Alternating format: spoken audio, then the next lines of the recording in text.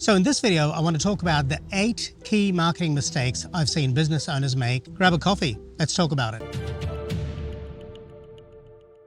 The first mistake I've seen a lot of business owners make is chasing shiny objects. The truth is, if I had followed one through to its logical conclusion, it probably would have been. But therein lies the problem. When it comes to marketing tools and following tactics, less is more. So the lesson I learned was staying consistent with one channel, one path, and mastering that before moving on to the next is a great idea. Next common mistake I've seen, and one I've made myself, is not picking a niche. The smaller your target audience, the better off you are, especially when you're starting off in business. Now, again, just like marketing tools and strategies, it may feel like more is better. But in fact, when you try and be everything to everyone, you end up being nothing to anyone. Focusing on a very small niche feels riskier.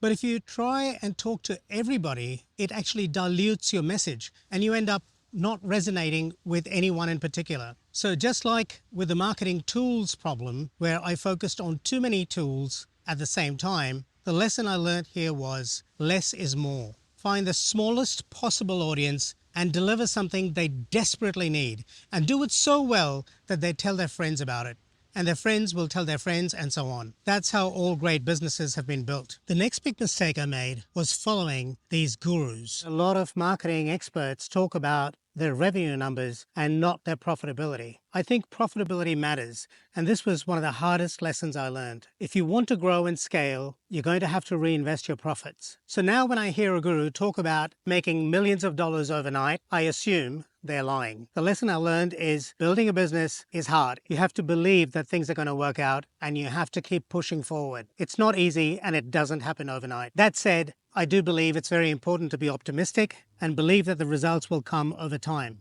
This coffee is delicious. Now, the fourth big mistake I made was consuming way more than I created. I don't know about you, but I love learning. But while I believe that learning is valuable and important, it can actually become an impediment to growth. Consuming content doesn't actually pay the bills. If you use content marketing like I do, then you need to create content to build your brand and to attract high-quality leads over time. So the solution is to be mindful of how much time you're spending on creating content versus consuming content.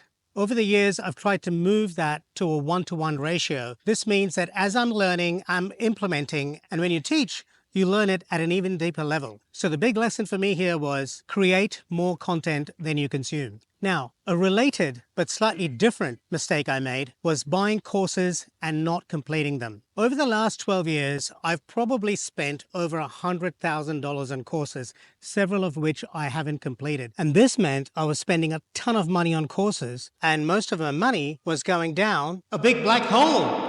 My next big mistake was not keeping track of ROI, or return on investment. I spent a ton of money on subscriptions, on software, things that I rarely use. I never checked to see whether the stuff I was spending money on was actually paying for itself. And the best way I found to do this was to track it all on a spreadsheet. And so now I know every single subscription I pay for, and I check that spreadsheet at least once or twice a month. And if I'm not using it, I cancel that subscription.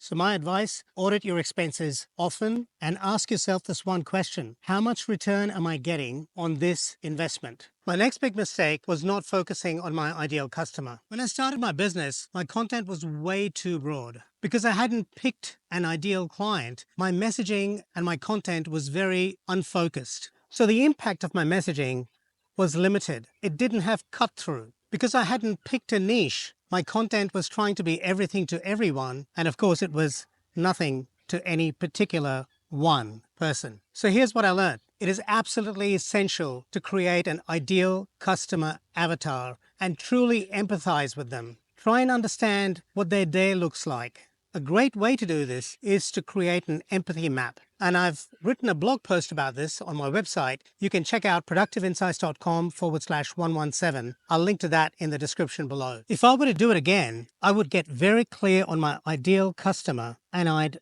develop a clear content strategy around specific content pillars. And that was my 8th big mistake, not creating content pillars. You see, if you want your content to resonate with your audience, you need to be clear about the problem your audience is trying to solve, and then you need to build your content around specific pillars that relate to that solution. Now, this ties into search engine optimization and becoming the perceived expert on a particular topic by creating related content, i.e. content pillars that connect back to that topic. So, for example, if you want to be seen as an authority in content marketing, your content pillars would include things like search engine optimization, the different forms of content you can create, video, audio, written content, how to use artificial intelligence to brainstorm new ideas for content, how to use artificial intelligence to improve your research when creating content, how to study trends in content, and so on. And by the way, if you want to learn more about how to use artificial intelligence in content creation, I'll link to a video that talked about exactly that in the description below.